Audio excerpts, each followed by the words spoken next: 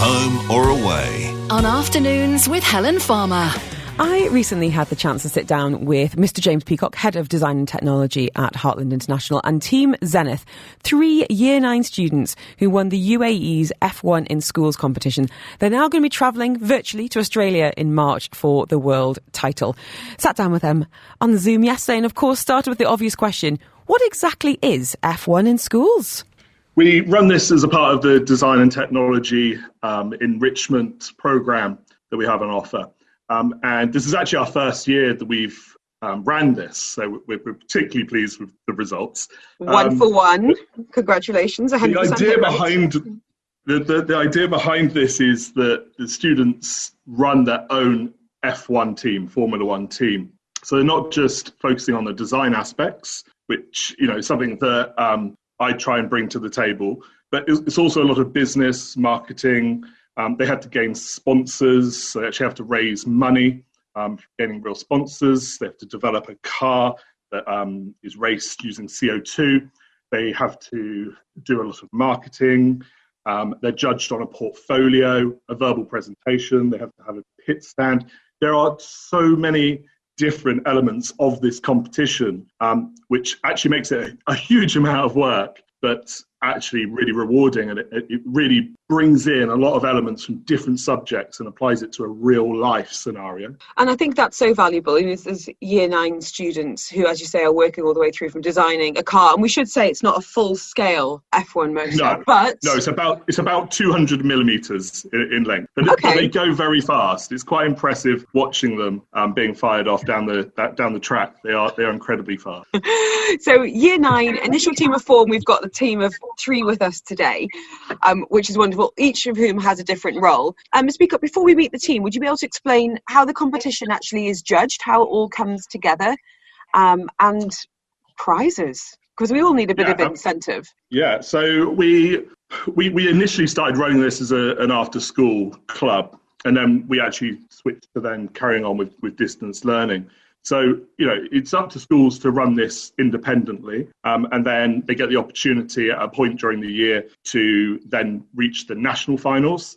Depending on how many schools are taking part, you might have a regional finals first, or some schools might have an inter-school competition first. And so you build up from your regional to your nationals, and then some people from the nationals go to the world finals, which was actually held in Abu Dhabi last year. So we actually got to see last year's finalists from across the world, which is a really good insight. Now, what would normally happen is you would go to another country and take part in the world finals, but this year, unfortunately, it's switched to virtual, which is a shame, but there are benefits to that. We don't have to pay for the flights and find that sort of money. Jet lag. Yeah, absolutely. But in terms of incentive for the students, it is quite highly regarded across STEM industries. Traditionally, the Williams F1 team have recruited from the World Finals onto their graduate program. So students that do particularly well. Very cool.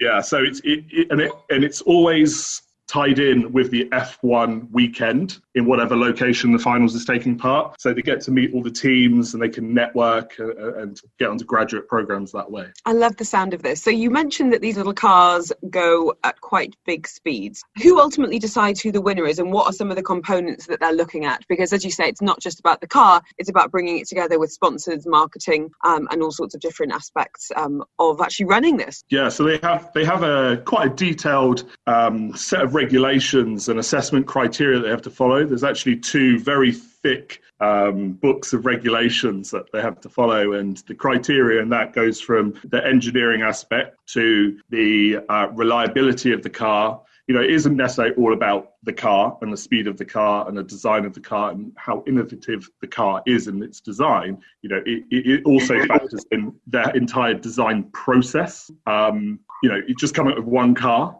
doesn't look as good as coming up with 10, and you've refined it over time. You've gone through an iterative process. And so it's evidencing the whole journey. Graphic design comes into it quite a lot as well. And some of our students have done particularly well in that area, laying out a 10-page portfolio about their journey from the branding They've also got a uniform. They're not wearing it today, but they do have a fantastic uniform with all their sponsors over it and their branding.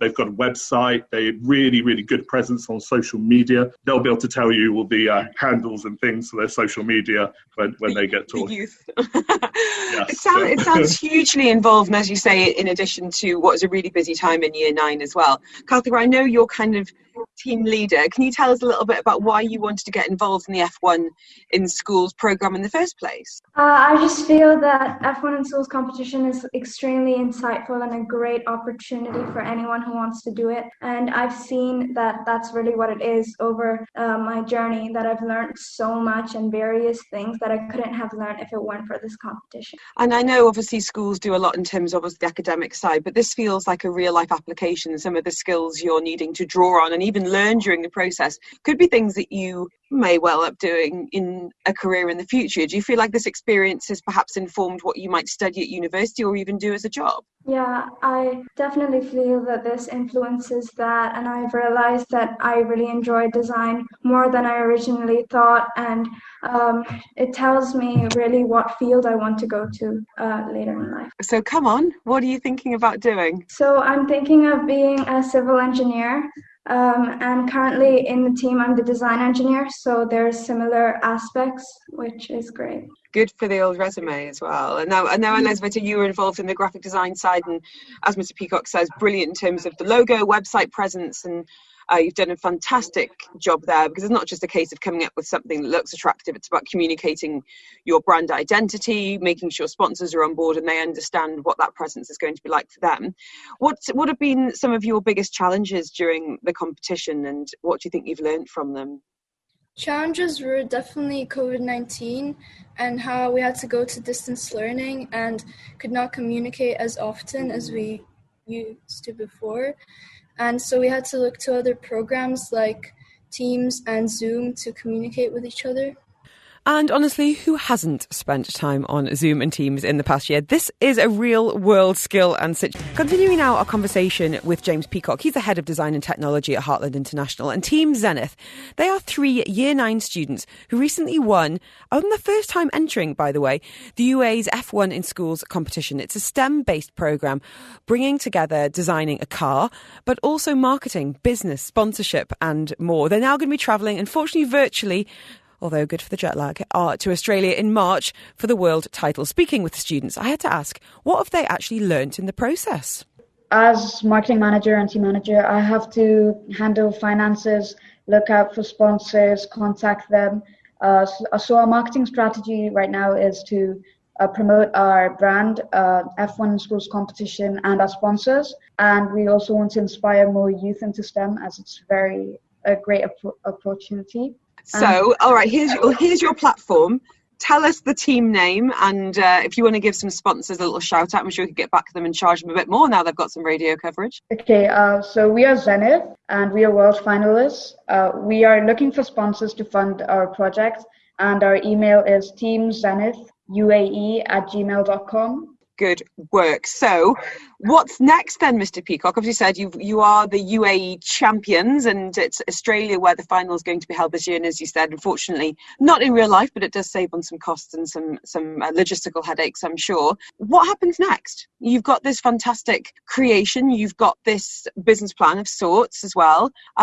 How do you feel like you're going to be able to compete on an international level? Well, so it is quite a challenge. So because it's our first year, they actually were in the rookie category. So they have different regulations to what all of their competitors going into the World Finals have. So they've now got to go from being a rookie team to a professional team in a space of 2 months, whereas everything we've done previously has been done over a year and a half. So it's going to be very, very intense. We've got until beginning of March to get everything ready. So we're looking at getting new sponsors. They have to raise about 17,000 dirhams to be able to even take part in this. And they've got to achieve that in the next number of weeks. So that's the biggest thing, is they are now just trying to get sponsors and try to ensure those sponsors get a great return on investment as well, especially on an international platform this time.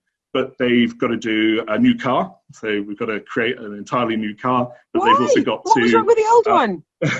The other one was great, but they actually get more freedom now, and they've learned things from the previous car. And to be competitive on a world stage, the car's got to be lighter, it's got to be more aerodynamic, it's got to be built to a higher quality. They've actually also got to design the wheels and support system, which they didn't have to do in the rookie category. They had that provided. So that's a whole new skill set for all of us in this call right now to figure all of that out. But they've got to then produce a new portfolio. They've got to produce a virtual pit stand, sort of a virtual 3D tour around the pit stand. So they have got a lot of work to do, but there's no better students to do that. I was just about to say, I can see by the look in their eyes, they're all up for the challenge.